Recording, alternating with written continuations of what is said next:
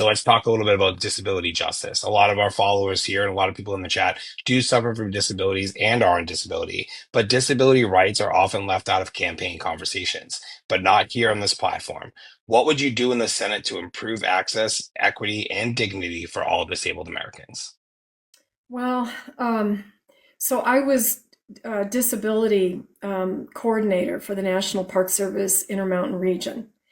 And there were other people who were more knowledgeable about sort of the technical side of things than I was. I will tell you that right up front. But one of the things that we struggled with was that the Park Service, though well-meaning, we hadn't fully integrated access into our planning.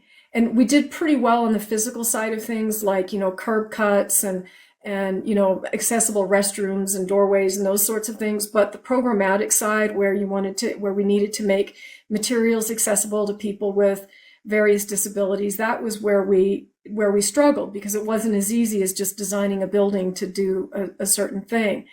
And so we tackled that by developing alternative format brochures. And it was a surprisingly difficult effort for reasons I won't bore your viewers with.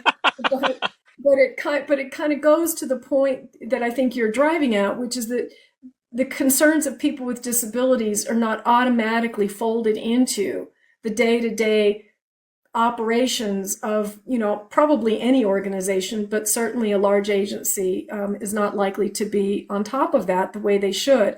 And as always, it's a money thing. Oh, there's not enough money.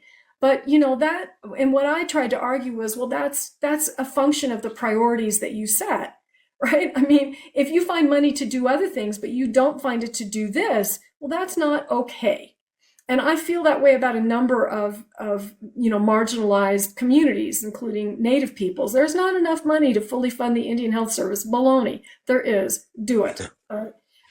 So I think that to really get with the disability community in terms of their legislative objectives, and really start to elevate that again. And here again, where I think Democrats have been for far too long kind of playing in a defensive mode, right? We're not going to dream big. We're not going to ask for big things because the Republicans won't like it. And they'll accuse us of being bleeding hearts or wasting money or whatever, right? And, that's not okay. I mean, we should be standing for people who need to be stood up for. And that's how I feel about that community. And I'll say a little shout out. My aunt is a revered disability rights activist and was part of the folks behind the Americans with Disabilities Act. Her name is Mary Lou Breslin. And, I come from royalty in that respect. And that family connection helps me understand this issue, not as well as I would like to, because I'm not a person with a disability. But it's something that I care very much about. And, just even things like individual education plans, how difficult it is I have yet to meet a parent who hasn't told me how difficult it is to fight for those in public schools. What can we do to improve that? Is it a funding problem? Is it a policy direction problem? What can we do to make that better? And I think, around sorry, I'm talking fast again, but around the facilities. Girl, I talk fast all the time, so I feel you.